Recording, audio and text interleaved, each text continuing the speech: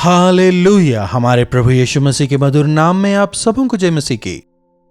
एक और दिन प्रभु ने हमें अनुग्रहित किया है। आइए उनके वचनों से दिन की शुरुआत करें। महापवित्र परमेश्वर प्रभु, कितनी जल्दी जल्दी दिन निकलते जा रहे हैं। प्रभु, इस साल के अंत तक आप हमें विश्वास योग्यता के साथ में ले आए हैं। आपका धन्यवाद। जीवितों की इस धरती में रखा, आपका धन्यवाद।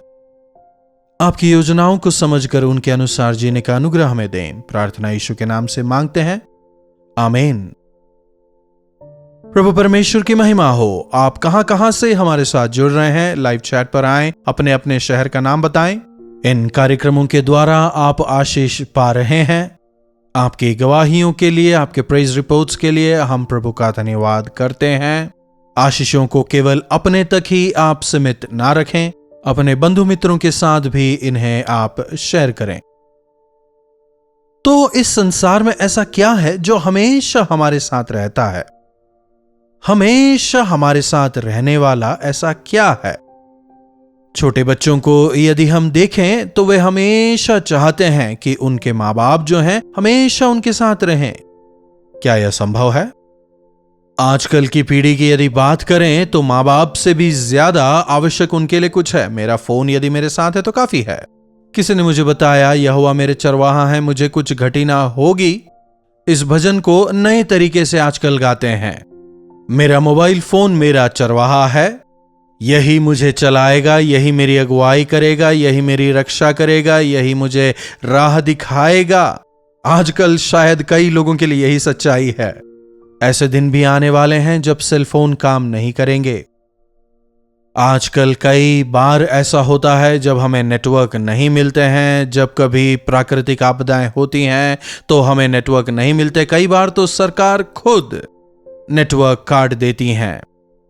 ना ही कोई मनुष्य, ना ही कोई वस्तु हमेशा हमारे साथ जीवन भर रह सकता है।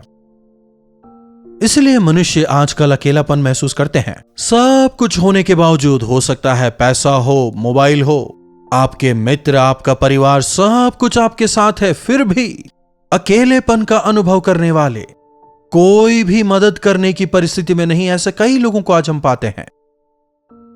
सब लोगों के होने के बावजूद भी क्या अकेलेपन में आंसू बहाने वाले कहीं आप भी तो नहीं?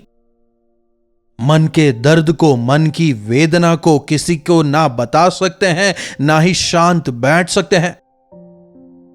क्या आपकी भी स्थिति ऐसी ही है? कोई भी मनुष्य दूसरे मनुष्य का सहायक नहीं हो सकता। इसीलिए प्रभु यीशु मसीह हमारे सहायक होने के लिए इस संसार में आए। प्रभु यीशु मसीह के जन्म के दौरान यशायाह की भविष्यवाणी को स्वर्गदूत आकर यूसुफ को बताते हैं। देखिए यशायाह की पुस्तक 7वां अध्याय 14वीं आयत। इस कारण प्रभु आप ही तुम्हें एक चिन्ह देंगे। सुनो, एक कुमारी गर्भवती होगी और एक पुत्र जनेगी और उसका नाम इम्मानुएल रखेगी। क्या आपने कभी भी किसी कुंवारी के गर्भवती होने की बात सुनी है? बिना विवाह के गर्भवती होने वाले कई लोग होंगे, लेकिन पुरुष से संबंध बनाए बिना, किसी भी पुरुष के बिना एक कुंवारी स्त्री का गर्भ धारण करना दुनिया में केवल एक ही बार हुआ, और वह परमेश्वर द्वारा संभव हुआ। बिना पाप के बीज के प्रभु कुंवारी मरियम के गर्भ में उत्पन्न होते हैं। बिना पाप के स्वर्ग से वे उतरने वाले हुए। परमेश्वर आत्मा है। कई कहानियां हम सुनते हैं कि ईश्वर से पैदा हुआ, ये वो नहीं है। परमेश्वर आत्मा है, इसीलिए जो आत्मिक बीज है वो मसीह यीशु में है। इस वजह से उनमें शारीरिक पाप बीज नहीं है। इसलिए वे हमेशा हमारे साथ रह सकते हैं, सब कुछ कर सकते हैं। वे हमारी तरह नहीं है। अगर वे भी हमारे ही समान हैं तो हमें एक और ईश्वर की जरूरत नहीं। अगर वे भी हमारे ही समान हैं तो फिर हम ही उनसे बेहतर है ना। मनुष्य काम, क्रोध, लोभ, द्वेष से लिप्त होता है। अगर वे ही गुण परमेश्वर में भी हों तो वे परमेश्वर कैसे कहलाएंगे? आप ही सोच के देखिए। यीशु मसीह में काम नहीं है, क्रोध नहीं है, लोभ नहीं है, घमंड नहीं है, उन्होंने अपने लिए कुछ नहीं रख छोड़ा। उनमें केवल प्रेम है और यही उनकी खासियत है। वे सबसे समान रूप से प्रेम करते हैं। वे सब के प्रभु हैं। उनके सामने ये जाति वो जाति, ये भाषा वो भाषा, रंग भेष कुछ भी नहीं है। वे सब के लिए समान है। एक कुंवारी गर्भवती होगी, पुत्र जनेगी, उसका नाम इम्मानुएल रखा जाएगा। इसी बात को गब्रिएल आकर यूसुफ को बताता है। जब यूसुफ मरियम गर्भवती है सुनकर उसे छोड़ने की योजना बना रहा था, उस दौरान गब्रिएल दूत आकर यूसुफ से क्या कहता है? मत्ती रचित सुसमाचार 1 अध्याय 20वीं आयत। जब वह इन बातों की सोच ही में था तो प्रभु का दूत उसे स्वप्न में दिखाई देकर उससे कहने लगा, हे यूसुफ, दाऊद की संतान, तू अपनी पत्नी मरियम को अपने यहां लाने से मत डर, क्योंकि जो उसके गर्भ में है वह पवित्र आत्मा की ओर से है, और वह एक पुत्र जनेगी, और तो उसका नाम यीशु रखना, क्योंकि वह अपने लोगों का उनके पापों से उद्धार करेंगे। दरअसल यीशु मसीह के जन्म के साथ ही या उस दौरान ही ये तमाम चीजें कही गईं। वे अपनी प्रजा का पापों से उद्धार करेंगे। यीशु मसीह ने क्यों जन्म लिया? पापों में पड़े हमें छुड़ाने के लिए, पाप के बंधन से हमें बचाने के लिए, हमारे पापों का प्रायश्चित करके हमें पाप की सजा से बचाने के लिए। हालेलुया कहें, प्रभु यीशु की स्तुति करें। यीशु नाम का अर्थ है उद्धार करता। कब का? करीब 7000 साल पहले ही भविष्यवाणी की जा चुकी थी कि प्रभु यीशु मसीह इस संसार में जन्म लेंगे। फिर 22वीं आयत भी देखिए। यह सब कुछ इसलिए हुआ कि प्रभु का जो वचन भविष्यवक्ताओं के द्वारा कहा गया था वह पूरा हो, कि देखो, एक कुंवारी गर्भवती होगी और एक पुत्र जनेगी, और उनका नाम इम्मानुएल रखा जाएगा, जिसका अर्थ है परमेश्वर हमारे साथ। हालेलुया। हमेशा हमारे साथ रहने वाले हैं हमारे यीशु मसीह। हमारे साथ रहने वाले, हम में रहने वाले, हमें शांति देने वाले, हमारे शांतिदाता, हमारे रक्षक, हमारे अगुए, और हमें हमारे पापों से क्षमा करके उनके राज्य में रहने का सौभाग्य देने वाले प्रभु यीशु मसीह। क्या इन यीशु को आपने अपना उद्धारकर्ता माना है? क्या इन्हें अपना प्रभु स्वीकारा है? एक काफी बड़ा सौभाग्य, वरदान हमें मिला है। हमारा उद्धार हमने पैसे देके नहीं खरीदा, यह हमें दान में मिला है। यीशु मसीह हमें पापों से छुटकारा देने के लिए हमसे कोई धन दौलत नहीं वसूल रहे हैं। मुफ्त में वे हमें उद्धार के दान को देते हैं, लेकिन हमारे पाप के दाम को उन्होंने अपने खून को क्रूस पर बहाने द्वारा चुकाया है। सोने चांदी जैसे नाशमान वस्तुओं से हमारा उद्धार नहीं, बल्कि निर्दोष और निष्कलंक प्रभु यीशु के लहू द्वारा हुआ है। मनुष्य जाति का उद्धार करके हमारे साथ रहने के लिए और हमें अपने राज्य में ले जाने के लिए इस संसार में प्रभु यीशु आए। क्या आप कभी यह चाहते हैं कि कोई ऐसा हो जो हमेशा आपके साथ में रहे, जो आपको शांति दे, जो आपको तसल्ली दे, जो आपकी अगुवाई करे, जो आपको निरंतर प्रेम करे? यदि हां, तो वो केवल प्रभु यीशु मसीह मात्र ही हैं। केवल वे ही हमें शांति दे सकते हैं, पापों से क्षमा कर सकते हैं, हमारे आंसुओं को पोंछ सकते हैं, अपने आश्चर्य कर्मों को हमारे जीवनों में कर सकते हैं। मैं आज, कल और सदा सर्वदा तुम्हारे साथ रहूंगा कहने वाले प्रभु यीशु ना केवल इस जीवन में, बल्कि शरीर को त्यागने के बाद भी वे हमारे साथ हैं। ना केवल इस संसार में ही, लेकिन इस संसार को छोड़ने के बाद भी प्रभु यीशु मसीह हमारे साथ रहेंगे।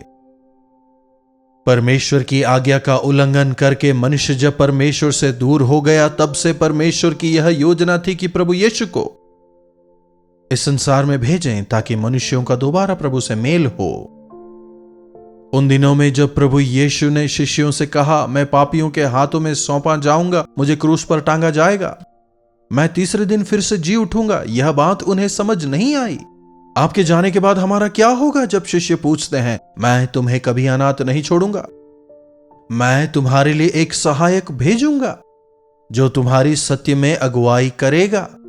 जी हां, आज हमेशा पवित्र आत्मा हमारे साथ है। उन दिनों में जब यीशु मसीह शरीर में थे, गलील में होते तो नजरेत में नहीं होते, नजरेत में होते तो यरूशलेम में नहीं होते, क्योंकि शरीर की एक परिधि है इसलिए। लेकिन आज वे आत्मा है, इसलिए जहां कहीं 2 या 3 मेरे नाम से इकट्ठा होंगे, मैं उनके बीच में रहूंगा। एक ही समय में हर जगह वे हो सकते हैं, हर हृदय में रह सकते हैं, सबके साथ रह सकते हैं, एक ही समय पर रह सकते हैं। वैसे हैं हमारे प्रभु यीशु मसीह। यदि ऐसे प्रभु पर आप विश्वास करें, यदि ऐसे प्रभु को आप अपने हृदय को सौंपें, यह प्रभु हमेशा मेरे साथ रहेंगे, यदि आप विश्वास करें, अपने जीवन में महान विजय को देखेंगे, शांति पाएंगे। जब तक मैं इस संसार में हूं, मेरे प्रभु यीशु मुझे कभी भी नहीं छोड़ेंगे। मेरे प्रभु हमेशा मेरे साथ हैं। इस धैर्य के साथ आप आगे बढ़ने पाएंगे। समस्याएं आएंगी, परेशानियां आएंगी, संघर्ष करना होगा, उन तमाम के बीच में प्रभु को पुकारें, अगले ही क्षण वे आपको छुड़ाएंगे। संकट के समय तू मुझे पुकार, मैं तुझे छुड़ाऊंगा। आप चाहे कहीं भी हो, किसी भी परिस्थिति में हो, चाहे लोगों ने, इंसानों ने आपको छोड़ दिया हो, चाहे फाटक पर ताला लगा हो, चाहे जेल में हो, आग की भट्टी में हो, सिंह की गुफा में हो, प्रभु साथ है। उन दिनों में प्रभु दानियेल के साथ थे, प्रभु शद्रक मेशक अबेदनगो के साथ थे। वैसे ही प्रभु चाहे उस खड्डे में हो या फिर जेल में, प्रभु यूसुफ के साथ में थे।